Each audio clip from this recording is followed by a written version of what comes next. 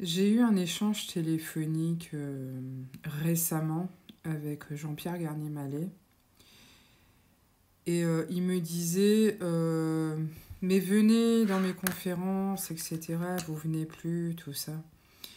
Je lui dis bah ouais, en même temps, moi j'ai rencontré que des malveillants dans vos conférences, donc comment vous dire quoi, enfin voilà, c'est lourd pour moi, j'ai pas envie de participer à ce massacre en fait. Parce que je me suis aperçue que finalement, dans tous ces milieux quantiques et spirituels, c'était gavé de malveillants.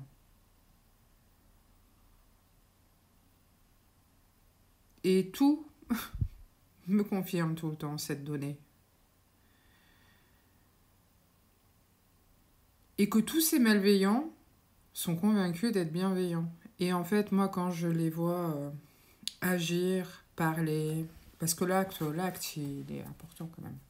L'action, elle est importante. Entre dire les choses pour essayer de convaincre quelqu'un que tu es quelque chose que tu n'es pas, et l'acte que tu poses derrière, qui va vraiment valider ce que tu es, ben, y a un monde, quoi. Voilà. La parole, c'est de l'enfumage.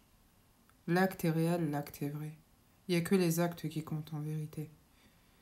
Donc tous ceux qui disent qu'ils sont bienveillants là pour essayer de convaincre les gens, tous ceux qui disent qu'ils sont ci ou qu'ils sont ça pour essayer de convaincre les gens et que dans les actes, dans les faits, ils font que de la merde, bah c'est pas très sain, hein, c'est pas très lumineux, c'est pas très bienveillant quoi.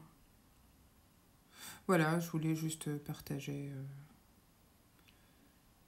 cette remarque, cette objection, cette constatation sur les faux bienveillants.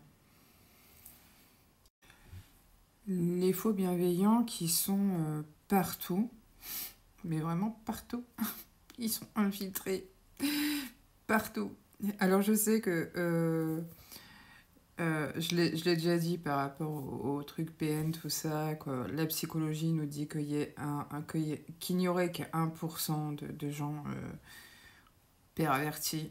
Bah en fait, j'ai écouté une émission là il y a 2-3 jours qui disait qu'il y avait 50% des gens qui étaient pervertis. Et je serais quand même beaucoup plus d'accord avec ça, en vérité. 50% de pervertis et dans ces milieux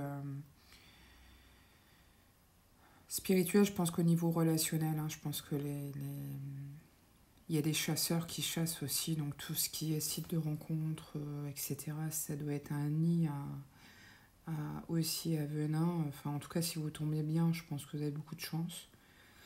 Je pense pas que ce soit le meilleur endroit pour rencontrer des gens. Parce que je pense qu'il y a beaucoup de gens en recherche de gentilles personnes pour se nourrir, en fait. Moi, je parle d'un constat, là, en fait. Hein, voilà, je suis dans un constat. Ça fait 10 ans que je traîne dans ces milieux spirituels avec une multitude de contacts et j'en reviens toujours au même point. J'ai affaire qu'à des malveillants et qu'à des PN, en fait. J'ai rencontré très peu de gens dans le cœur dans ces milieux-là, en fait, vraiment. Donc voilà, je me questionne quand même beaucoup sur un milieu qui est hyper parasité, en fait, et hyper intrusé. Et je pensais pas, moi, tomber...